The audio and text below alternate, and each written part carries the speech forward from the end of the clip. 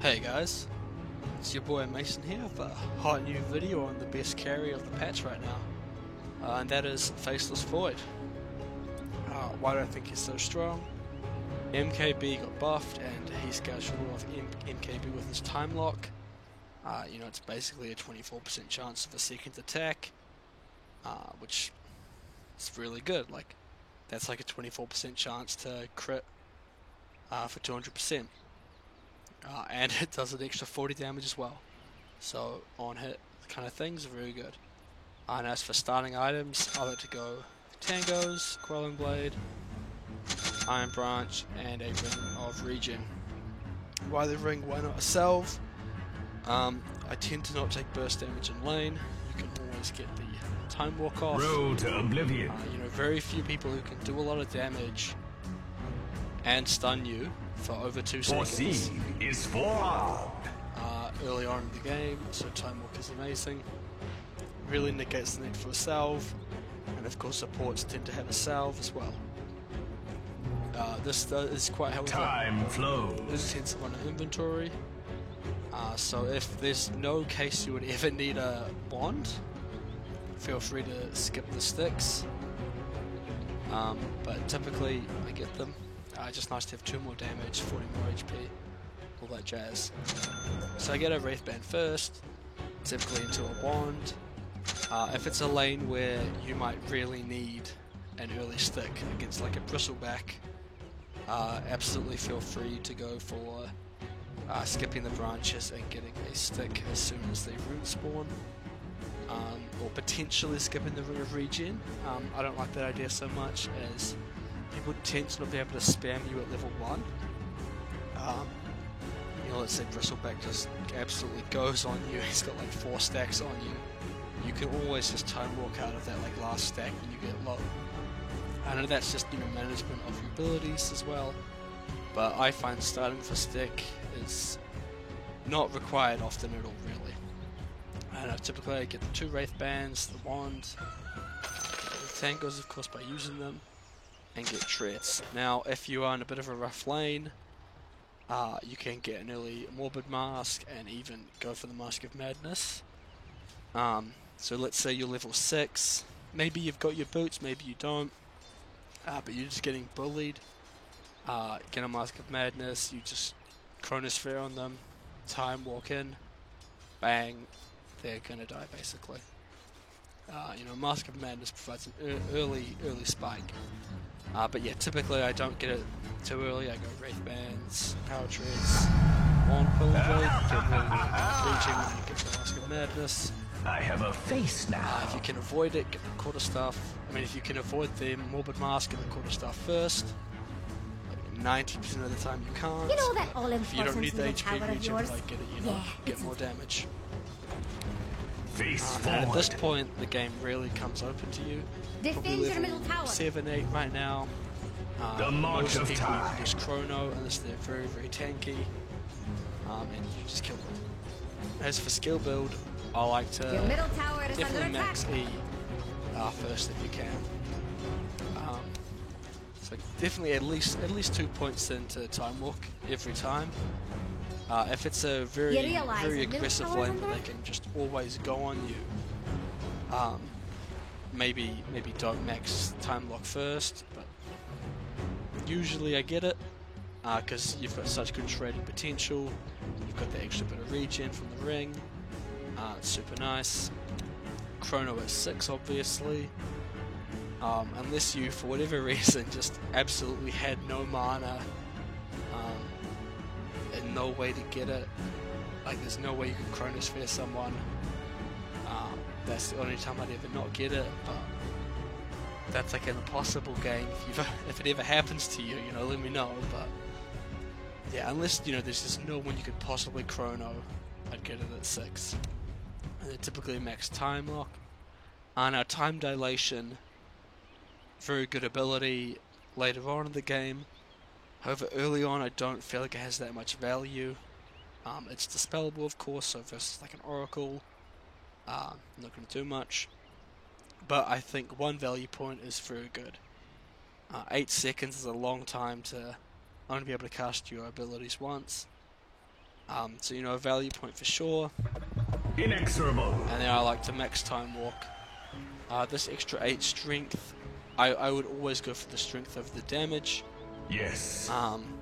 Because you would hate to die because you couldn't get your time walk off. Like, you know, you get stunned and die in the last half a second or something. Like, that's just too painful to ever think about. So go for the strength just about every time.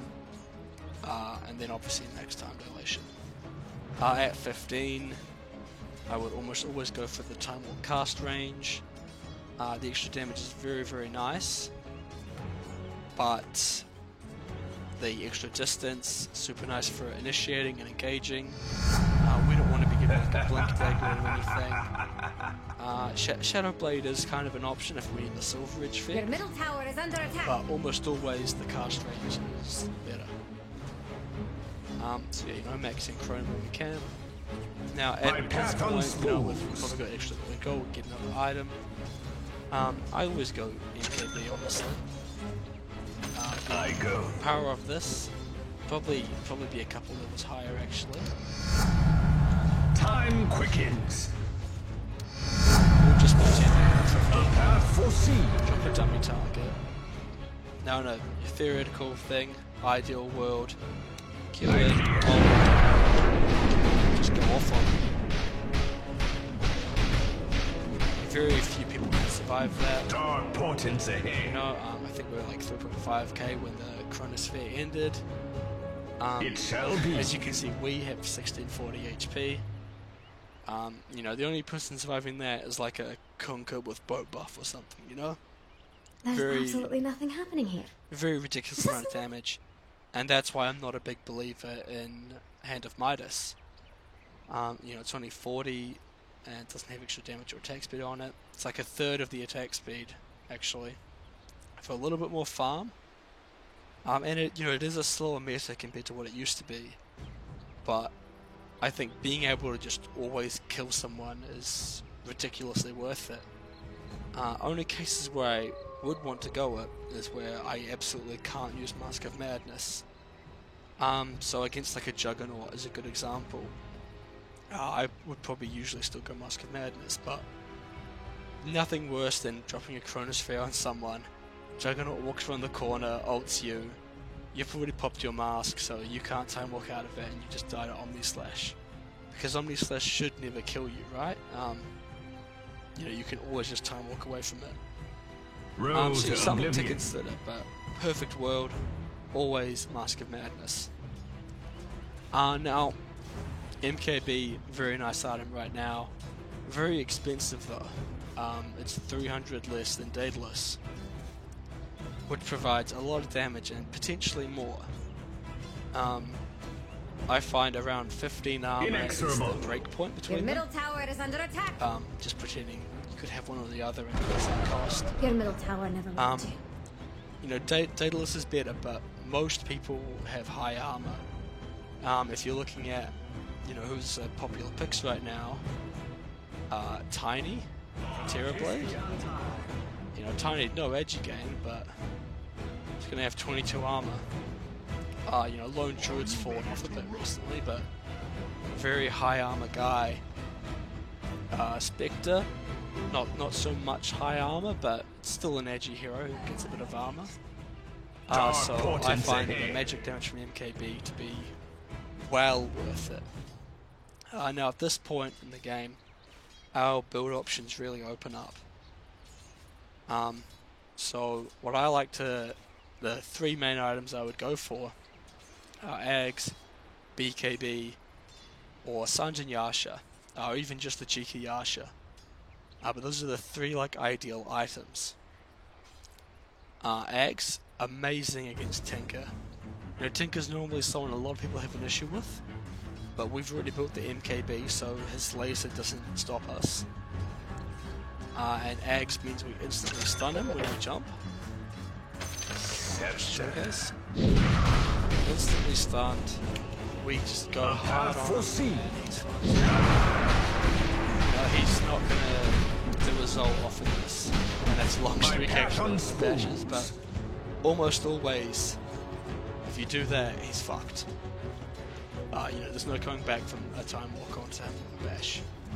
However, some games we need a BKB.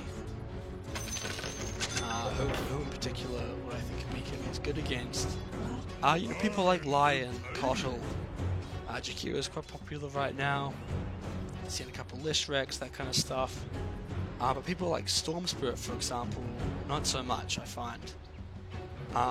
Because let's say you do BKB, because he's gone on you, he's just going to run away. OD, he can just Astral Imprison himself, you're not going to do shit to him.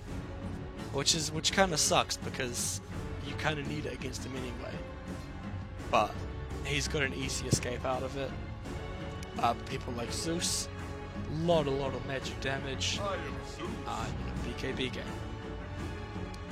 So there's options, but let's say they don't quite have the magic damage to kill you. Don't have any pit fighting slaves. You don't need the extra catch from Ags. Sergeant Yasha, super nice.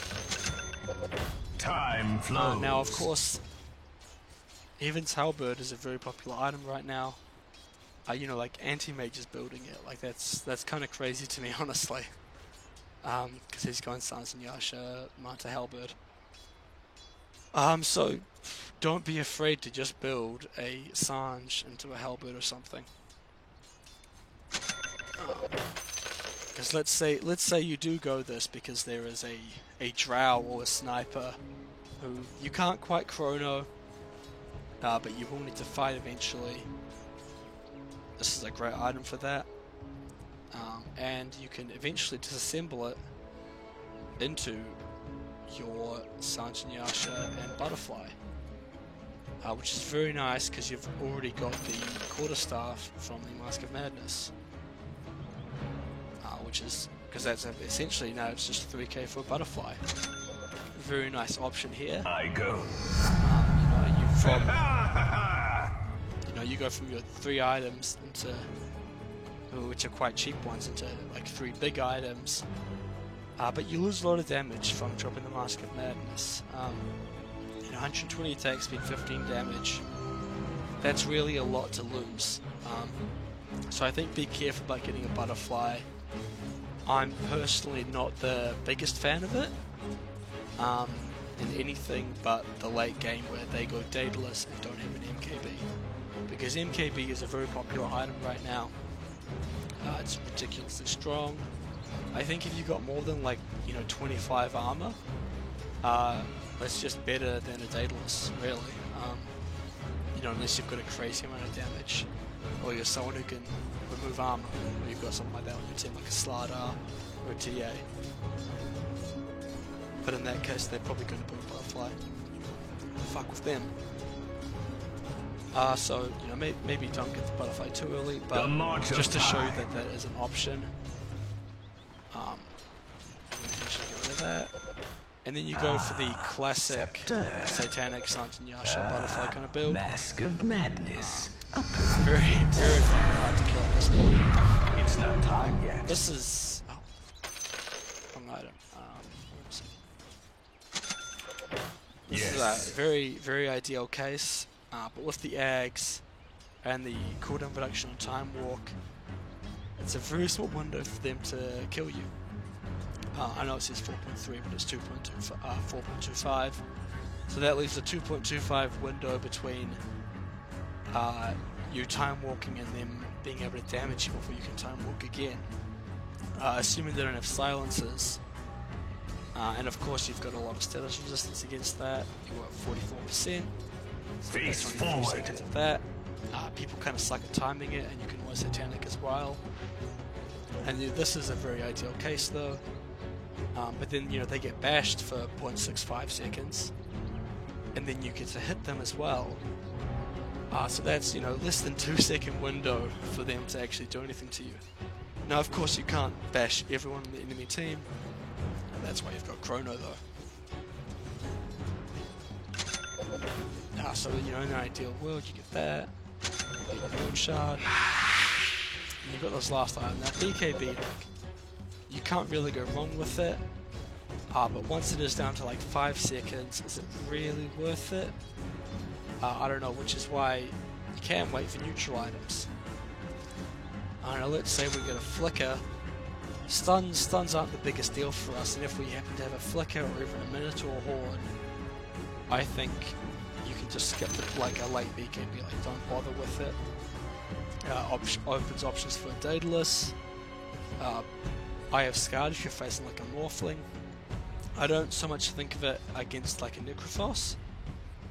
You know, hopefully someone's got a Nullifier against him, because I think that's a much bigger deal. They're facing a Spectre, get a nice Silver Edge. Maybe we need a bit more lockdown for Bloodthorn. Anti-Mage is a perfect example of this. He is going to Abyssal Blade us instantly. It's quite an issue, but once we get out of that, we can then turn and fight him. Got the Satanic to heal up, good shit like that. And of course there's the Rapier, which I think Rapier right now, very, very strong. In a game where you could go Rapier, I could sell the MKB for Daedalus. And if you do happen to skip MKB and get Daedalus instead early game, which not very often, but if there's just a team where they have low armor, no way they build Butterfly, Daedalus is an amazing option. Then you get the True Strike from Rapier, ridiculous damage. You know, no one's fucking with you. This really is kill your whole enemy team in a Chronosphere kind of shit. Now, two quite classic Faceless Void items which I've kind of ignored are Mjolnir / Maelstrom and Battle Fury. Now I don't think they're totally useless, but Maelstrom, it's not the strongest proc. It's 35 damage per hit basically, and the 24 damage on it already, which will be reduced by magic damage of course and physical. And then Mjolnir, I really feel like this item's in a bad spot as well, mostly because of the lack of attack speed on Maelstrom. If you don't know, like, attack speed and attack damage, they scale equally, but it's like minus 100 attack speed. So essentially, ignoring the bonus attacks, like at this point right here, building more attack speed is better than more damage. If you could buy them both equally, that's not so much of a thing. So the calculation is minus 100 attack speed, and then the increase is like you view it as even, and then whichever one's lower, that's the one you should build. In a purely like theoretical sense, which doesn't really apply, but the point is, the lack of attack speed on Maelstrom just makes it quite weak early on. Like you need the early attack speed, and then just the damage from MKB is ridiculous. And I find too often I've jumped on someone with a Maelstrom, Mask of Madness, and it just hasn't been enough damage. But it does let you farm fast, which is nice. But honestly, I just think fuck that. If you're gonna farm, go for the Battle Fury. It's 4k, it's cheaper than Mjolnir. And it's, you know, it's better at killing more shit, I find. You know, like a PL. Mjolnir is good, but Battle Fury just smashes the shit march out of time. way better. And like it's just too slow, really. Honestly, very few games I find farming items actually good. Just because the nature of the farm you can take on the map means that you I just don't need a farming item.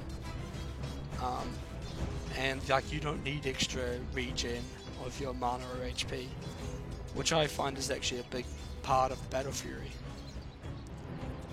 You know, like even if Maelstrom or Mjolnir was ridiculously strong, AM still wouldn't go it because he needs the regen, because he's always blinking and shit. We aren't that unfortunate. We don't need the regen. Why bother with it? Time flows. Another key thing is you can Rosh very early. Just a Mask of Madness and maybe a bit of support. It's not too hard, because of your bash basically. And as far as laning goes, you can just afford to play very aggressively. Whenever Time Walker's up, I should say. You know, every wave you can run up to someone and just start trading. Because once you start getting a bash, people think, oh shit, I can't fight this. And they start running away and you're bashing them more and more. It's very nice. And if they ever turn on you and cast a spell, that's your time to Time Walk out. They've wasted their mana, you got damage off, they didn't, it's all Gucci. As for playing as a support with Faceless Void, I find being a turning the lane into 2 1v1s is quite nice.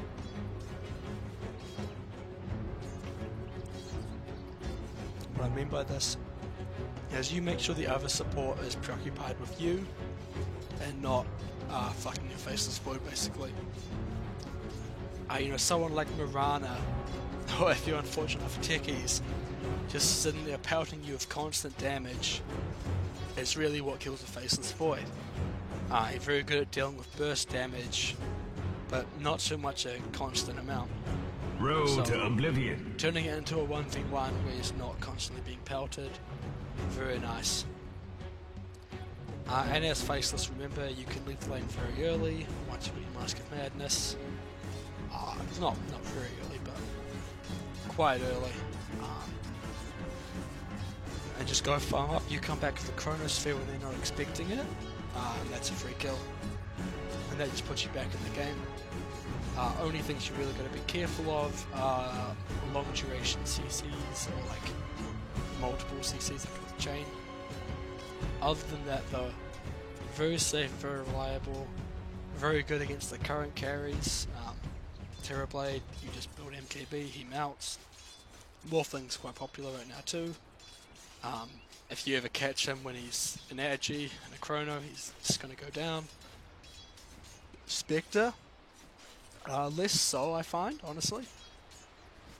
But Spectre's someone who can't really kill you once you've got a bit of lifesteal. And you can kill Spectre's team. I guess a lot easier than Spectre can kill yours. Just due to Chronosphere, really. Tiny's popular right now. You can just blink out of his damage. Doom's popular right now. You can skip the BKB, get status resistance, and you just kind of become unkillable, which I think is a great way to play carry right now. Hopefully this helps people out. Thanks for watching. It's not Mason, and I'll catch you later.